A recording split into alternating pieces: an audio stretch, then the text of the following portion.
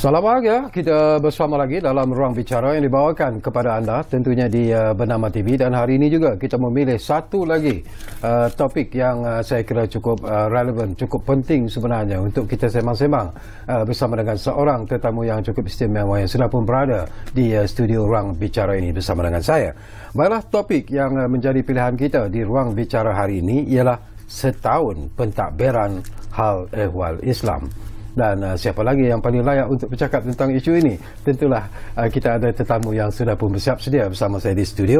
Jadi kita ingin mengucapkan selamat datang dan juga Assalamualaikum kepada yang berbahagia Senator Ustaz Datuk Haji Idris Ahmad yang merupakan Menteri di Jabatan Perdana Menteri Hal Ehwal Agama.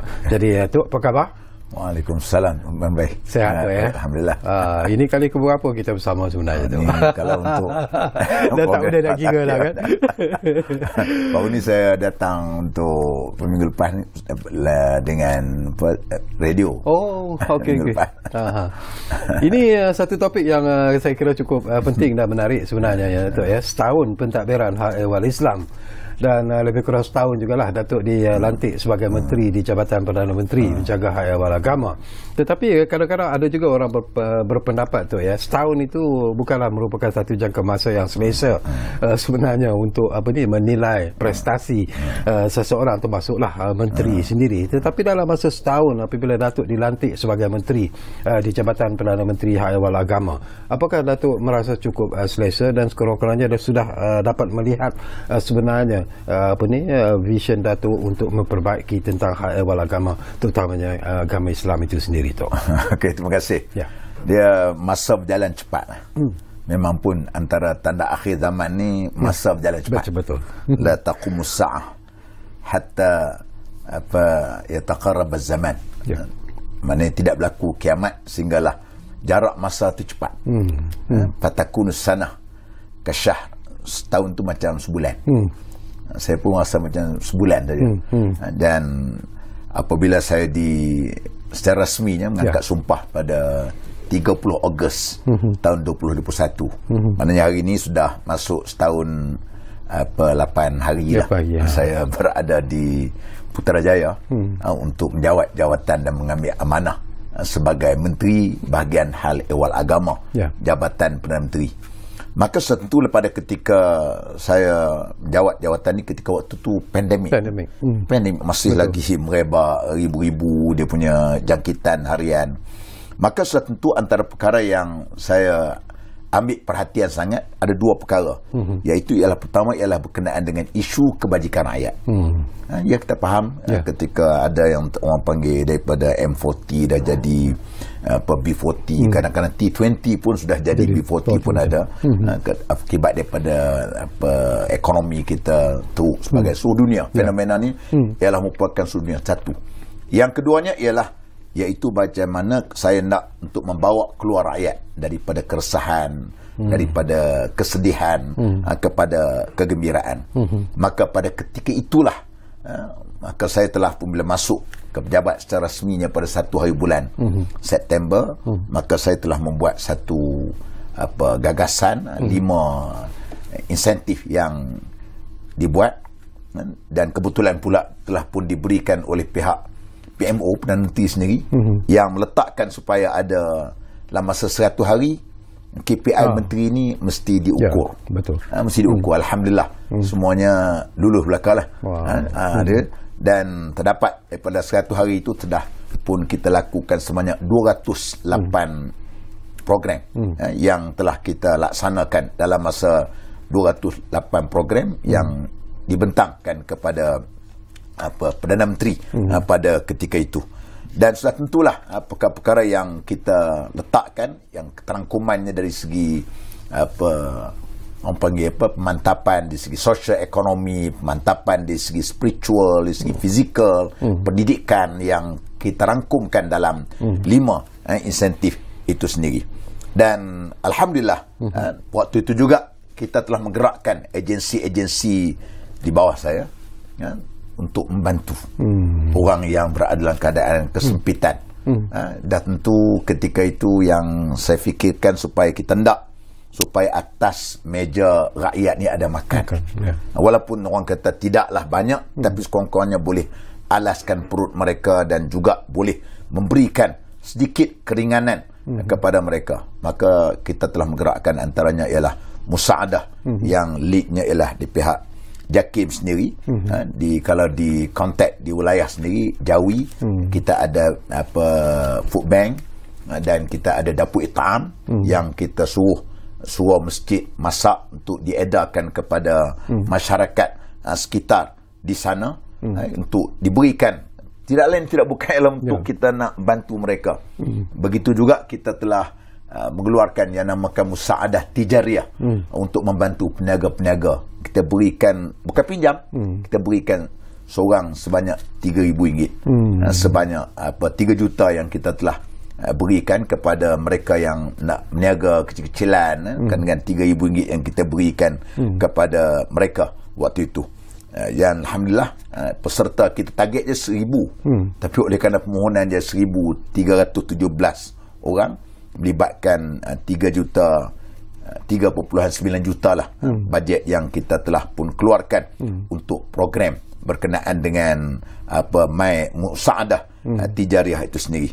Dan begitu juga dengan program My House yang dikendalikan oleh YAPIM untuk diberikan ke rumah-rumah untuk seluruh Malaysia lah. Kita berikan satu negeri ada 1, 2 berdasarkan kepada nama-nama yang ada di pihak Majlis Agama Islam yang kita bantu untuk mereka ini dapatkan rumah, terutamanya asnaf yang dalam masa yang sama kita juga memberikan pendidikan perniagaan kecil-kecilan kepada mereka yang dapat rumah ni tadi. Apa yang bermain di hati kecil Datuk sebenarnya untuk melancarkan program seperti ini, Datuk? Terutamanya memberi tumpuan kepada golongan-golongan ialah kita anggap sebagai golongan yang miskin, barangkali mereka yang memerlukan bantuan golongan-golongan asnaf ni. Apa yang sebenarnya berada di hati Datuk untuk melancarkan program seperti ini? Saya ni memang waktu saya menjadi ahli parlimen pun, sifat saya memang saya suka untuk, saya jarang dari pejabat saya. Memang saya pagi saya akan turun pergi kampung-kampung. Di dalam saya punya triton saya itu adalah ada beras, ada kicap, ada duit sikit sebanyak adik-adik. Memang itu antara benda yang waktu tu kita menjadi ahli parlimen, dengan wang yang ada pada kita sikit sebanyak, maka kita berikan. Jadi kebetulan waktu kita dah ada jadi menteri, orang kata langkah tu panjang sikit. Adalah sumber-sumber yang daripada dana kerajaan yang diberikan tadi, maka kita menggerakkan supaya wang ni sampai kepada orang yang patut diberi. Karena kita fahamlah Datuk, apabila dalam suasana seperti begini, orang miskin ni amat terasa sangat. Dan apa benda sekalipun, bukan kita ni sosialis, maknanya bukan kita sosialis maknanya kita benci orang kaya, tidak. Tapi kok mana pun dalam hal tertentu ni, orang miskin ni mesti diutamakan pada saya. Apa sikap saya gitulah. Sebab tu saya pesan kepada agensi-agensi di bawah saya, ialah keutamaan kita ialah untuk memberikan kemudahan kepada orang-orang miskin ni. Dan sebab tu kita baca di dalam adab-adab dalam soal orang panggil kenuri, kenuri sebagainya. Tak boleh kalau kita panggil kenuri itu hanya orang kaya saja. Tapi tidak mengapa kalau panggil orang miskin. Tu kenuri ni kalau orang tak panggil kita tak apa. Tetap terasa. Tapi orang miskin, itulah masa dia nak makan daging, nak makan sedap nasi minyak. Kita orang kaya tak panggil tak apa. Kau mujur orang panggil. Tapi orang miskin tak boleh. Itu sikap Islam tu dia utamakan dalam soal untuk orang sahabat tu. Apabila saya menjadi pemimpin, antara benda yang saya amat mengambil berat sangat ialah soal berkenaan dengan orang-orang yang kurang berada tadi. Setakat ini apakah Datuk melihat bahawa segala program dan juga perancangan yang ingin Datuk laksanakan dan telah pun melaksanakannya telah mencapai matlamat yang Datuk inginkan, ataupun masih lagi sebenarnya ada perkara-perkara yang ingin Datuk lakukan selepas ini?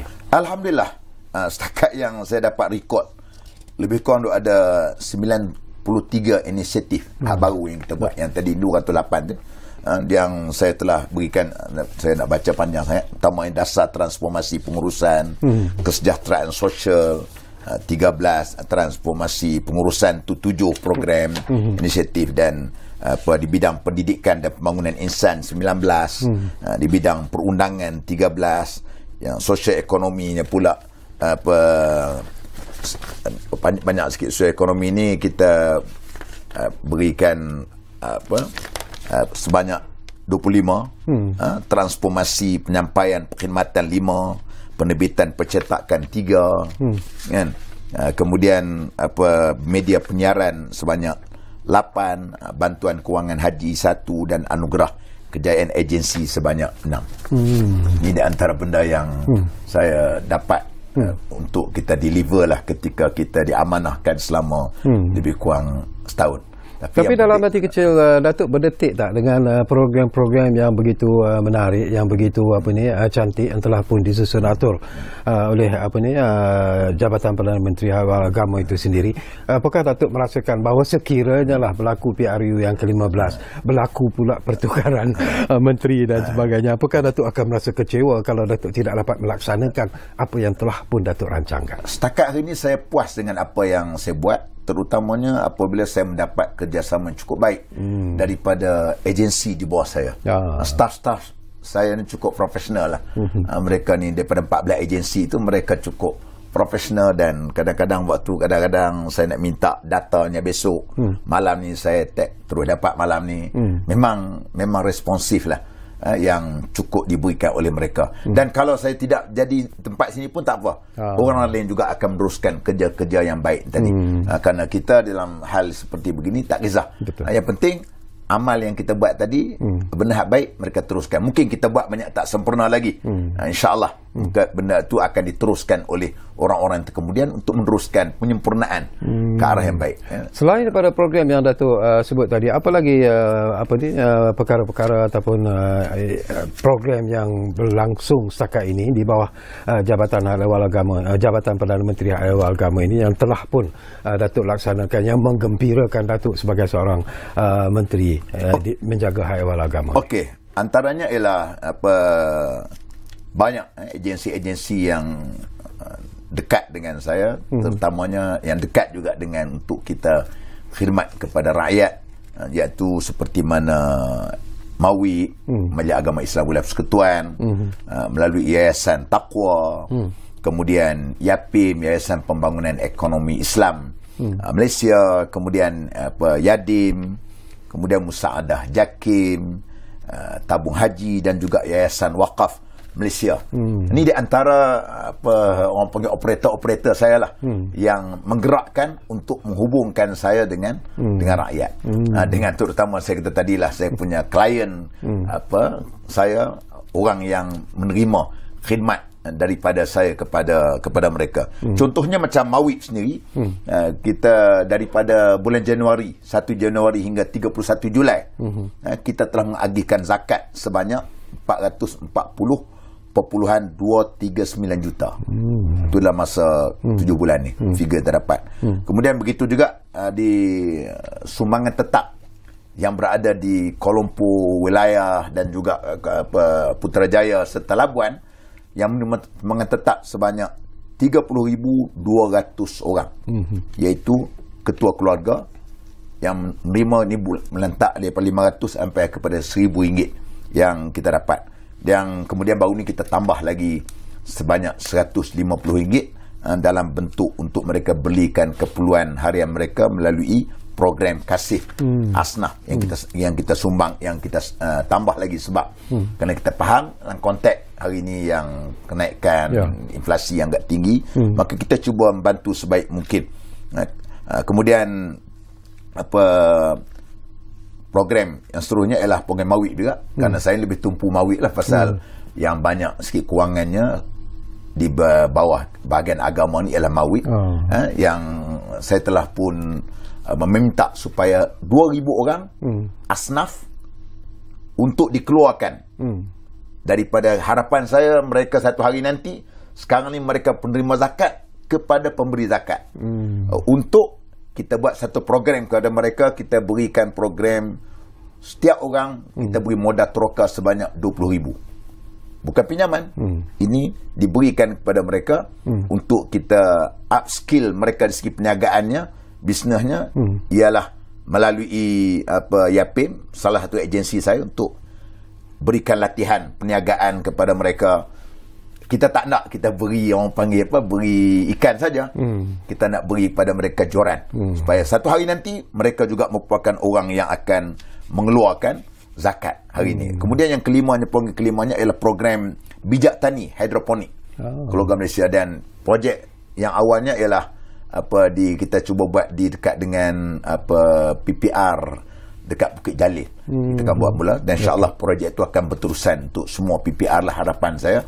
Kerana kita nak berikan untuk masyarakat yang utamanya orang-orang B40 ni tadi. Dan yang keenamnya ialah pelaburan dalam tabung ASB. Tabung ASB untuk melibatkan seramai 1,000 orang asnaf, 1,000 orang asnaf yang melibatkan belanja dia sebanyak 25 juta. Dan sebanyak itu yang kita berikan. Dan begitu juga dengan Yayasan Wakaf.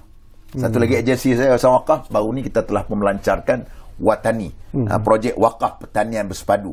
Ada 10 ekar tanah dekat dengan Presen 20 di Putrajaya. Tanah tu tanah untuk buat kubur. Sebelum orang mati kita tanam dulu lah. Saya kata minta doa bagi orang Putrajaya ni panjang umur, jadi panjanglah projek kita. Itu pun untuk kepada asnaf juga, kerana kita dapat modal sebanyak 3 juta untuk projek seperti begini, projek Watani ini tadi.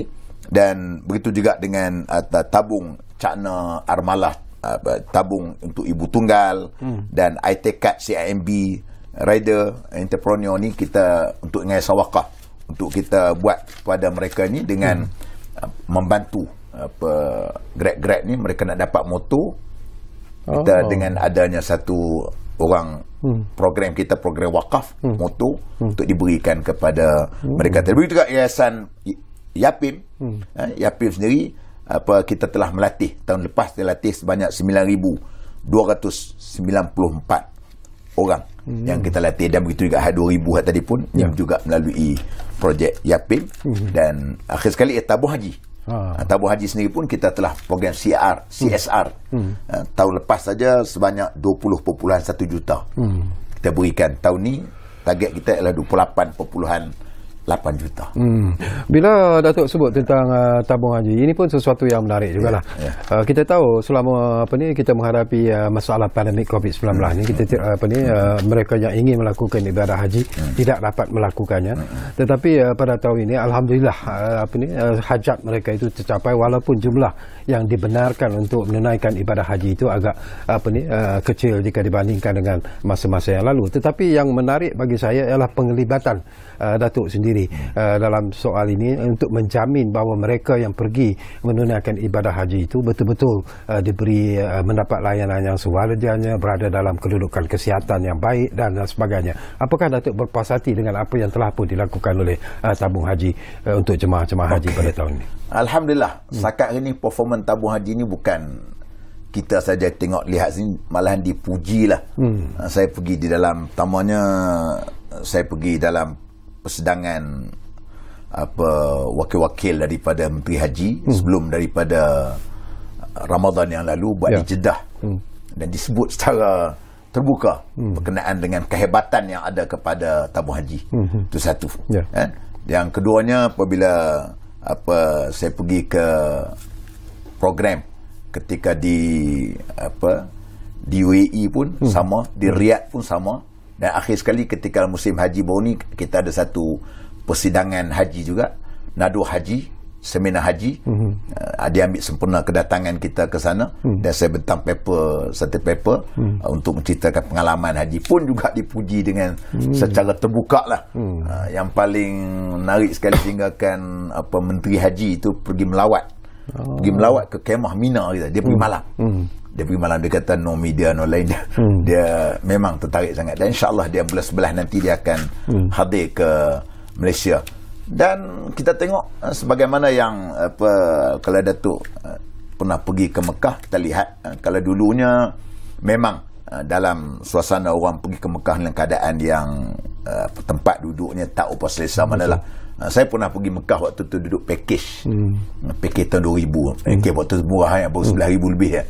Tapi package pun waktu tu double decker duduk, sebilik 6 orang kan. 6 orang. Hak baru ni muasasah, bercompare dengan zaman dulu tu, muasasah tu dia punya tilam, dia belaga tilamnya. Ni sekarang ni duduk bilik hotel.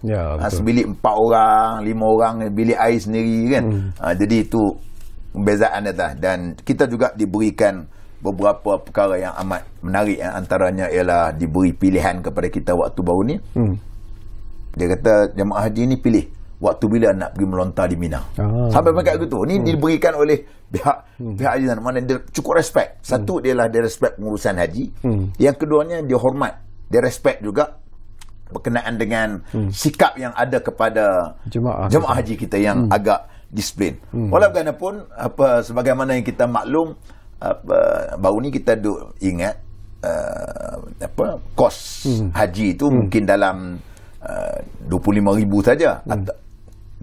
Kerana tahun 2019 baru ni kita punya kos jamaah haji satunya 22,900. Dan dalam andaian kita baru ni pula mungkin dalam 25,000. Minggu lepas saya jumpa dengan pihak tabung haji apabila finalnya, satu orang 30,000. 30,000 kos yang dibayar oleh tabung haji. Sedangkan kalau kita tengok jamaah haji hanyalah bayar untuk 10,980 untuk B40.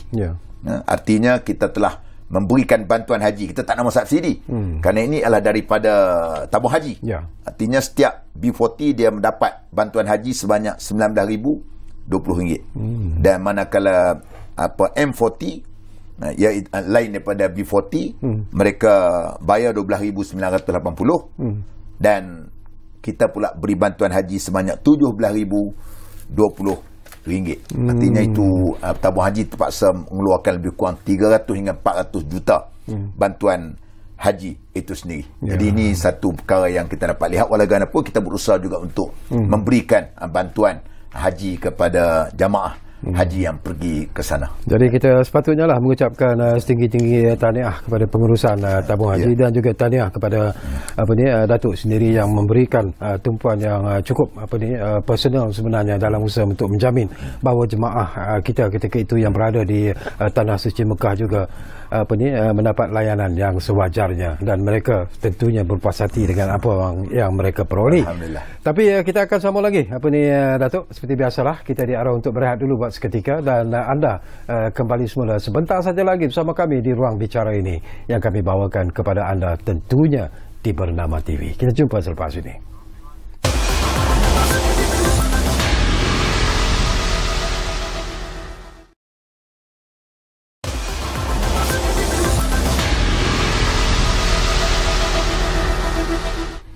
Baiklah, kita kembali semula ke ruang bicara ini. Masih lagi bercakap tentang setahun pentadbiran Hal Ehwal Islam, dan tentunya kita masih lagi bersama dengan Berhormat Senator Ustaz Datuk Haji Idris Ahmad, iaitu Menteri di Jabatan Perdana Menteri Hal Ehwal Agama. Baiklah, saya juga nak dapat komen dan juga pencerahan daripada Datuk sendirilah. Dilihat bahawa kebelakangan ini Datuk banyak memberi tumpuan kepada Mahkamah Syariah. Apa sebenarnya yang ingin Datuk sampaikan sebenarnya, Tok? Okey, terima kasih. Dia itu adalah merupakan satu perkara yang kita faham. Sebahagian daripada untuk kita nak mewujudkan keadilan dalam masyarakat ini sudah tentulah di dalam mahkamah. Dalam sebuah negara itu kita tengok di segi judiciary, di segi eksekutif, legislatif. Ini tiga perkara yang perlu dipisahkan dan perlu ada di dalam sebuah negara. Maka dalam konteks saya sendiri yang kita katakan sebagai Menteri Bahagian Hal Ehwal Agama, walaupun ada setengah-setengah perkara, ialah perkara ini perkara yang melibatkan soal stakeholder, kerana ada pemegang taruhnya dalam hal-hal agama ini daripada negeri-negeri. Tapi kita bercakap tentang secara umumnya peranan yang boleh dimainkan oleh kita di peringkat federal untuk bekerjasama dalam konteks bersama-sama dengan negeri.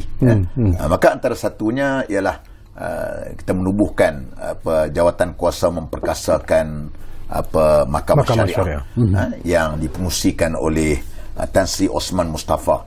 Dia ini bekas ketua pengarah JAKIM, yang orang yang ada banyak pengalaman, kerana kita nak lihat dalam bidang-bidang perkara-perkara yang boleh untuk kita perkasakan dalam bentuk supaya dapat melihat bagaimana aspek-aspek bidang kuasa, pemberkasaan organisasi, kompetensi pegawai-pegawai yang dilihat di segi oleh jawatan kuasa ini satu. Yang keduanya ialah kita telah pun berjaya untuk mewujudkan satu penguatkuasaan akta profession guaman syar'i wilayah Persekutuan Akta 814. Walaupun akta ni sebenarnya akta yang sudah pun diwujudkan sejak lama lagi, sudah dibincang sebenarnya, sudah dibincang sejak lama lagi. Kita menyambung lah tugas-tugas orang yang dahulu kita tak boleh nak claim. Saya tak suka sikap itu. Kita yang penerusan sebenarnya telah diusahakan sejak daripada 1984 lagi. Oleh kemudian apabila tahun 1965 wujudnya satu jawatan kuasa teknikal, iaitu Undang-Undang Syarak dan Sivil, telah meneruskan untuk penggubalan kepada rang undang-undang guaman syar'i ini tadi. Dan akhirnya kita tengok akta profession guaman syar'i ini telah pun diluluskan pada 15 Julai 2019 oleh Dewan Rakyat dan 31 Julai oleh Dewan Negara pada tahun 2019. Dan 15 November 2019 maknanya perkenan yang di-Pertuan Agong telah pun diperolehi. Maka 21 Jun baru ni 2022 maka ia telah pun berlakunya penguatkuasaan situ. Dan akta 814 ini menjadi harapan kepada semua orang pengamal undang-undang, terutama dari kalangan profession guaman yang mereka ni akan selari seperti mana ada di Bar Council di sana, supaya mewujudkan satu pekerjaan atau profession yang lebih berintegriti, disiplin dan berdaya saing. Itu yang kita kendaki di sana. Dan alhamdulillah dalam pemilihan dalam mesyuarat peguam, majlis peguam tadi telah pun memilih Datuk Zainal Rijal, seorang lawyer yang agak lama, yang mereka telah pun membuat mesyuarat pada 8 Ogos 2022 baru ni. Jadi alhamdulillah itu berkenaan dengan itu. Berkenaan yang ketiganya berkenaan dengan RU 355 juga, kita sekarang sedang dalam proses, dan insyaAllah kita cuba bawa untuk ditelitikan pula oleh pihak AG untuk melihat beberapa sudut-sudut yang lain. Kerana sebenarnya RU 355 ni bidang kuasa mahkamah syariah ni sudah pun sejak tahun 84 lagi. Ini sudah hampir orang kata 32 tahun yang kita tidak ada penambahbaikan dari segi penambahan hukum dan sebagainya tadi. Okey, apakah Datuk merasa yakin bahawa dengan adanya jawatan kuasa memperkasakan mahkamah syariah ini, mungkin kalaulah ada kelemahan-kelemahan ataupun loopholes bila kita bercakap tentang memperkasakan mahkamah syariah itu, Datuk yakin bahawa ianya akan dapat diatasi sebenarnya? InsyaAllah, kerana ianya disertai oleh di kalangan mereka yang pakar di dalam bidang pentadbiran, dalam bidang kehakiman, dalam bidang undang-undang. Itu yang saya gabungkan sekali untuk melihat sudut-sudut mana untuk membantu bagi memperkasakan soal mahkamah syariah ini tadi. Baik, satu lagi persoalan yang penting jugalah yang ingin saya kongsikan bersama dengan Datuk lah. Kalau kita melihat kepada apa yang sedang berlaku ketika ini, Datuk sendiri pun ada memberi komen lah. Ini tentang isu nak sebut sebagai nama tu barangkali agak sensitif, tapi tentang seorang gadis muda lah, seorang pelakon celik yang mengeluarkan kenyataan mengatakan bapaknya melakukan gangguan seksual terhadap beliau semasa beliau kecil dan sebagainya. Datuk juga memberi komen supaya dia melakukan laporan polis dan sebagainya. Tapi bagaimana Datuk melihat situasi ini sebenarnya? Terima kasih. Saya tarik juga apabila saya post dalam posting saya di dalam Facebook tu, nampak oleh kerana mungkin title kepada pemberitaan tu nampak seolah-olah macam saya nak bela ayah dia. Betul lah begitu. Silap lah kan. Jadi sebenarnya apa benar sekalipun soal jenayah soal lain, soal aib bukan aib soal lain. Kita ada, negara kita ni ada undang-undang, ada orang yang boleh untuk nak bertindak terhadap sesuatu perkara yang melibatkan kesalahan tadi. Tak boleh juga kita nak ambil tindakan sendirian, tak boleh. Huru-hara habis kalau pakai ambil tindakan secara sendirian kan. Sebab tu apabila berlaku macam ni, sepatutnya kita boleh report kepada pihak polis untuk mengambil tindakan. Bukan dengan cara kita mendedahkan aib. Bukan aib bapa kita, aib orang lain pun ataupun aib diri kita pun tak boleh nak cerita. Kan? Lebih lagi aib diri kita. Sebab tu Islam ni dia memang mengambil berat berkenaan dengan hal-hal seperti begini.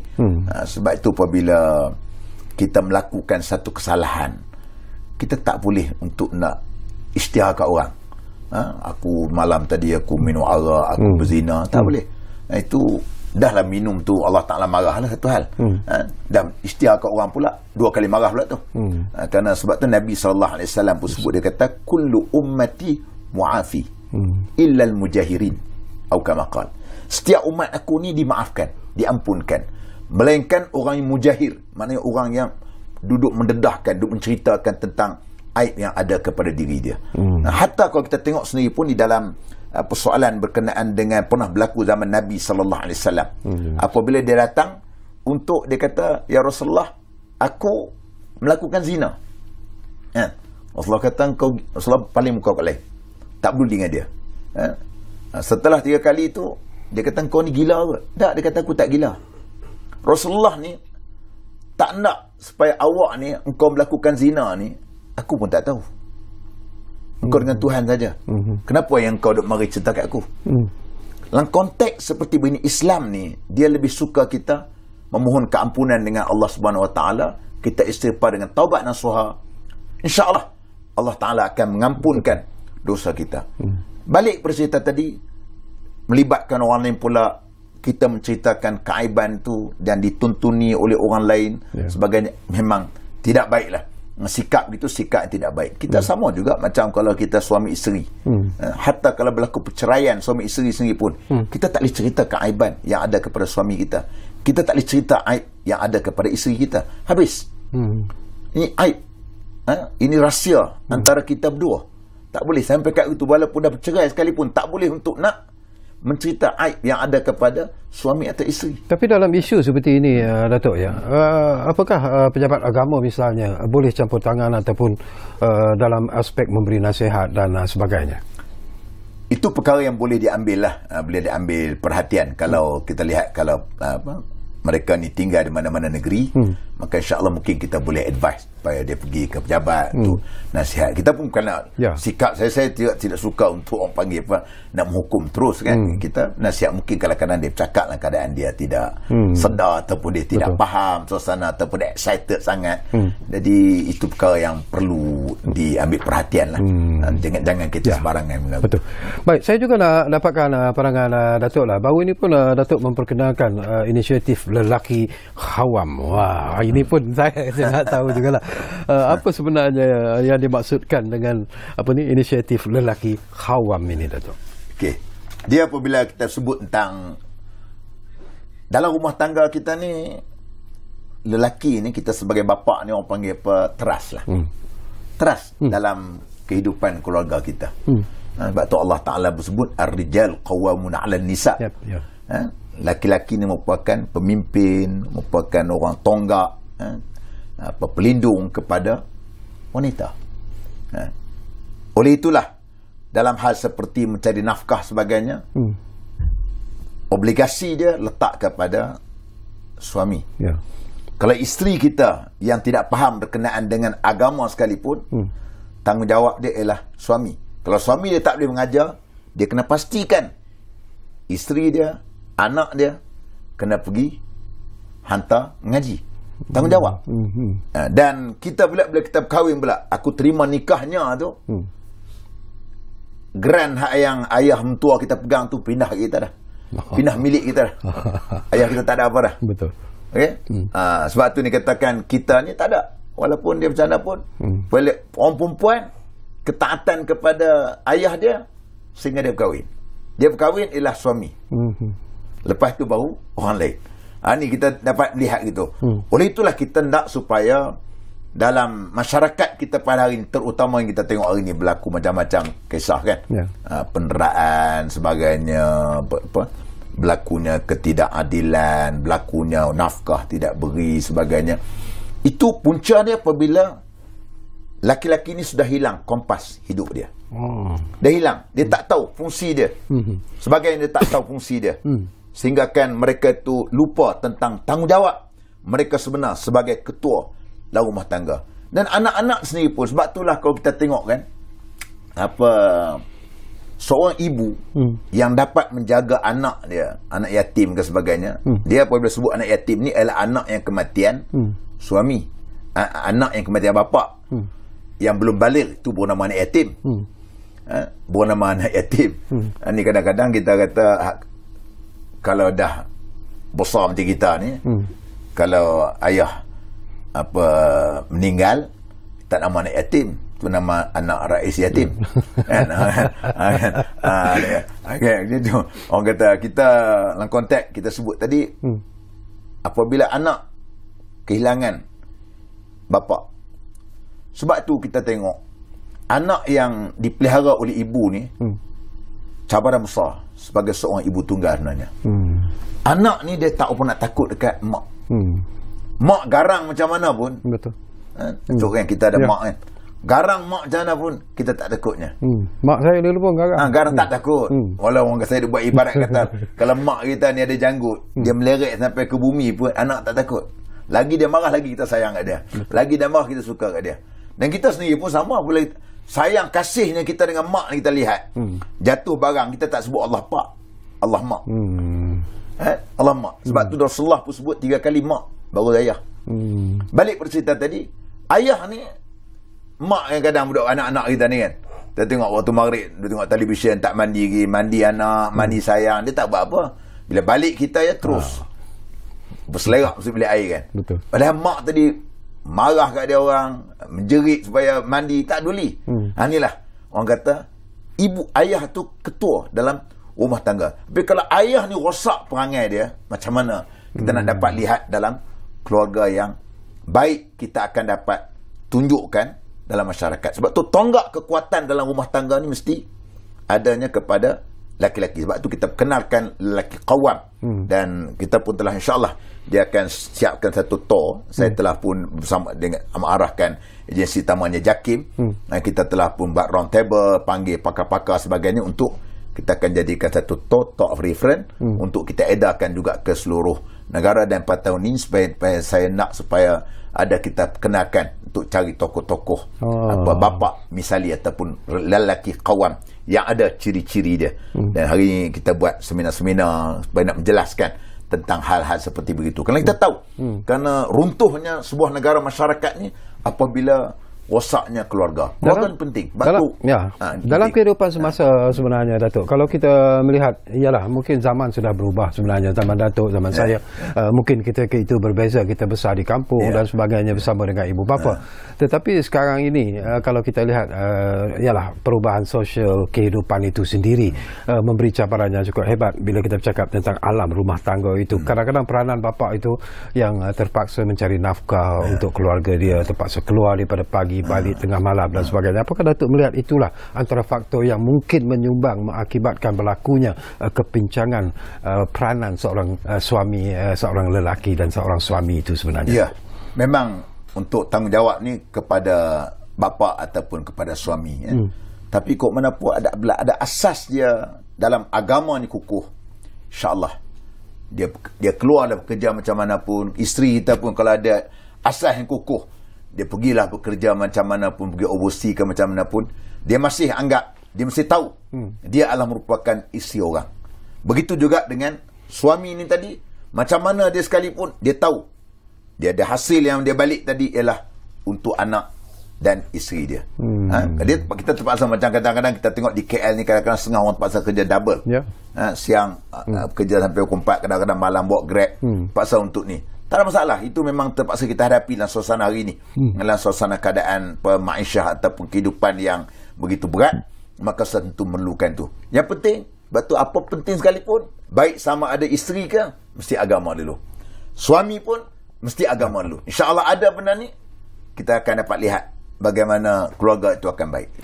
Baik, Datuk, semakin menarik sebenarnya perbincangan kita ini, tapi seperti biasalah dah menerima arahan daripada penerbit untuk kita berehat sekali lagi, dan kembali nanti. Mungkin tak banyak masa lah yang tinggal, tapi ada lagi persoalan-persoalan yang insyaAllah sempat saya kongsikan bersama dengan tetamu saya di studio, iaitu Yang Berhormat Senator Ustaz Datuk Haji Idris Samad, Menteri di Jabatan Perdana Menteri Hal Ehwal Agama. Kita jumpa lagi selepas kita berehat buat seketika.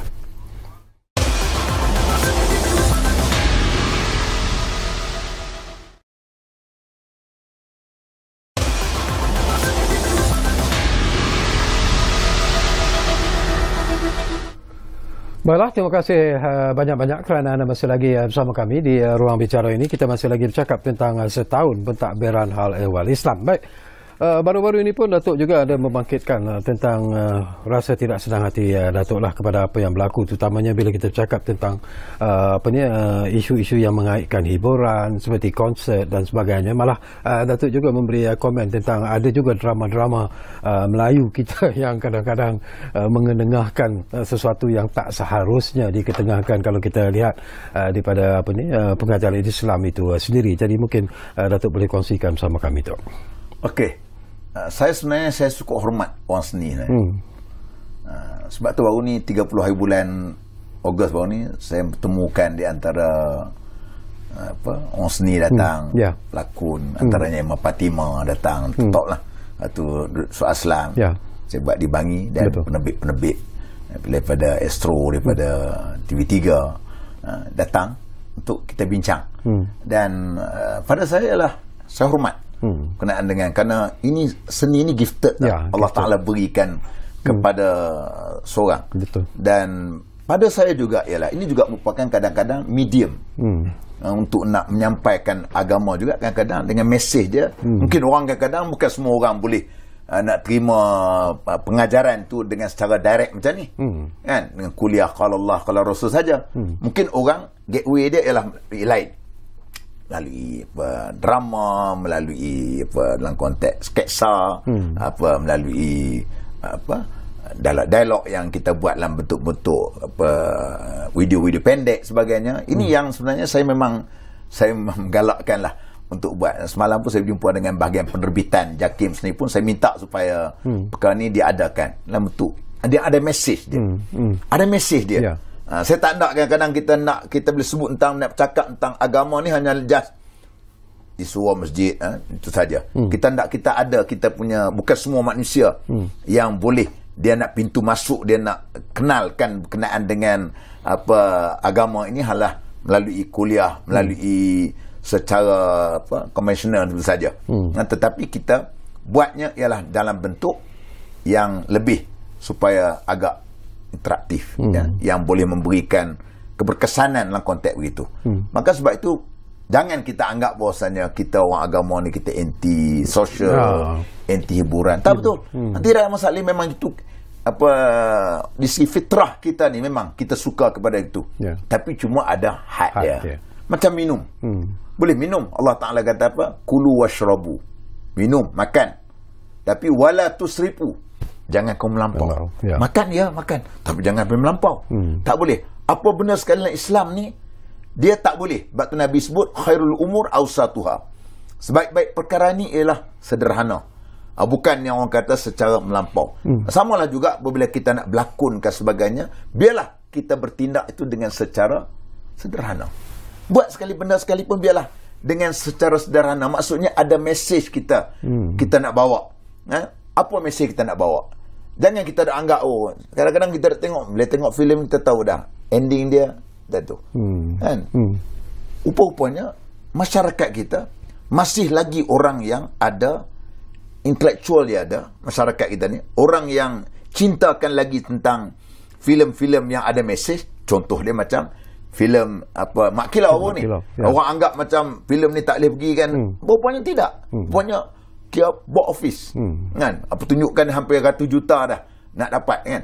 Jadi nak menunjukkan tentang masyarakat kita masih ada lagi bersikap sedemikian rupa. Jangan kita ni apabila kita sebut tu kita nak over sangat. Jadi tak kena lah. Jadi bertentangan dengan orang kata fitrah suci yang ada kepada kita sendiri. Sebab tu kalau nak buat satu perkara, biarlah kita buat tadi ada manfaatnya yang boleh memberikan kesedaran kepada orang lain. Saya sebut tadi, saya kata tadi kan, jangan kita nak anggap bahawasanya orang stereotype kita dia nak faham agama ni kuliah macam saya kuliah. Saya tidak. Ada dia punya bidang yang tertentu yang boleh dilakukan tadi. Itu drama dan juga filem. Tentang konsep tu sendiri kadang-kadang ialah sama ada kita suka ataupun tidak, kadang-kadang ialah dalam usaha untuk menarik minat penonton dan sebagainya, mereka terpaksa ataupun sengaja melakukan sesuatu yang mungkin secara sedar ataupun tidak melanggar sebenarnya akidah Islam itu sendiri, terutamanya bila konsep itu diadakan di negara kita. Yalah, ini pun satu hal juga. Walaupun kita ada sana orang kata disebut sebagai apa? Puspal. Puspal ni iaitu orang panggil satu badan lah yang menjadi agensi permohonan penggambaran filem asing. Persembahan artis luar negara utamanya. Dan sebab tu kita daripada situ ada wakil dari agensi saya Jakim. Kita memang kita beri komen kita tidak bersetuju. Cuma yang lain bersetuju tak payahlah tu. Dalam konteks kita tidak bersetuju lah. Ada benda-benda yang dibuat lakukan tadi.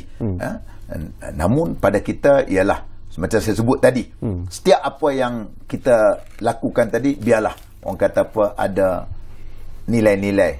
Tentulah kita sebagai orang agama ni ada nilai-nilai keagamaan kita dan nilai-nilai ketimuran yang ada kepada kita.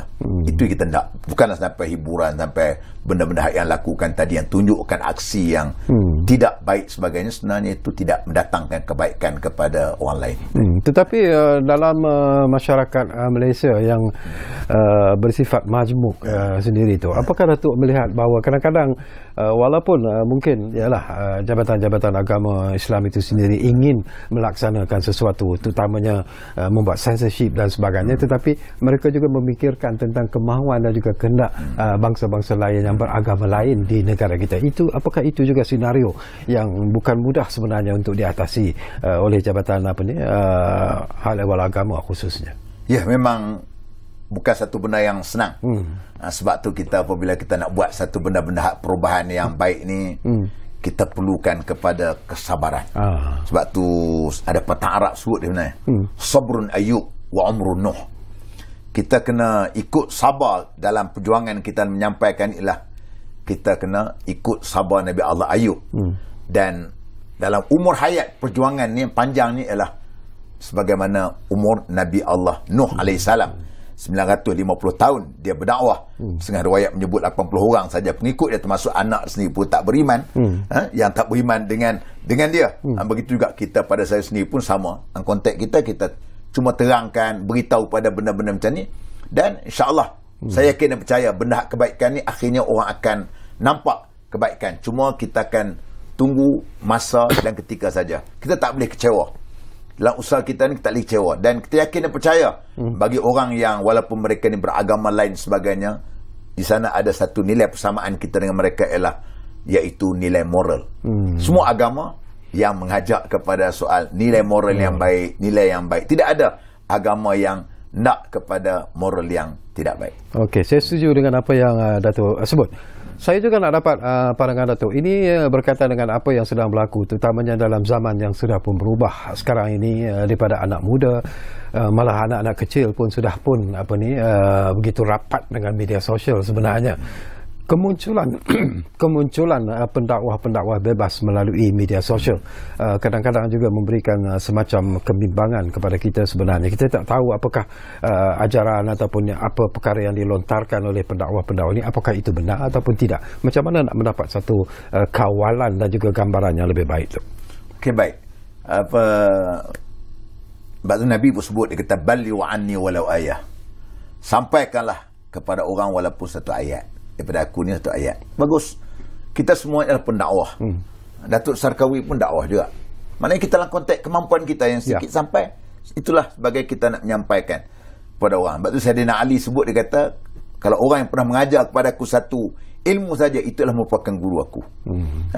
Jadi berbalik kepada pendakwah. Tak apalah zaman hari ni dia boleh berdakwah, dia boleh cakap melalui YouTube dia sendiri, TikTok dia buat sendiri sebagainya. Tak apa. Yang penting ada ilmu. Ilmu penting. Ilmu ni pula, kita nak dapat ilmu ni kena belajar dengan, walaupun kita sebagai pendakwah kita kena belajar dengan orang yang mursyid. Guru yang mursyid, guru yang boleh beri petunjuk kepada kita. Jangan kita pun hanyalah sekadar untuk nak kita juga hanya baca Google saja. Kita pun tak pernah berguru dengan orang, kita pula nak mengajar orang, bahaya. Kita bimbang apa yang kita baca tadi tidak tepat dengan apa yang diajar oleh Nabi kita Muhammad sallallahu alaihi wasallam dan apa yang dimaksudkan dalam ajaran yang ditinggalkan oleh Nabi kepada kita. Kalau berlaku macam tu agak sukar dan payah. Sebab ini yang paling penting sekali. Nak dakwah okey. Tapi yang keduanya, sebab tu kita kata tadi kena ada akhlak lah. Akhlak antara benarnya, janganlah kita ni kadang-kadang duduk menimbulkan polemik-polemik yang menimbulkan keresahan masyarakat. Ya. Tak boleh. Kita timbulkan benda-benda soal khilafiah, benda-benda yang kita nampak seolah-olah macam tu perkara-perkara yang boleh menimbulkan kerunsingan, terutama orang yang nak dekat dengan agama. Akhirnya dia kata apa? Aku ni sebelum dengar kuliah dia ni aku faham agama. Lepas dengar kuliah dia aku naik pening. Jadi siapa berdosa waktu tu? Ini benda-benda perkara yang perlu kena ada adab. Sebab tu apabila kita bercakap tentang adab mengaji ni, jangan fikir murid dia ada adab, kita guru juga ada adab.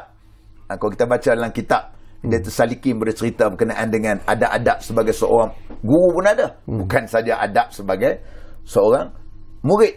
Guru pun dia ada adab. Kita nak mengajar orang pun kena ada adab. Jangan kita tak ada adab pula.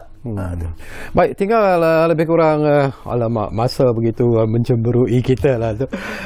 2-3 minit saja lagi Datuk.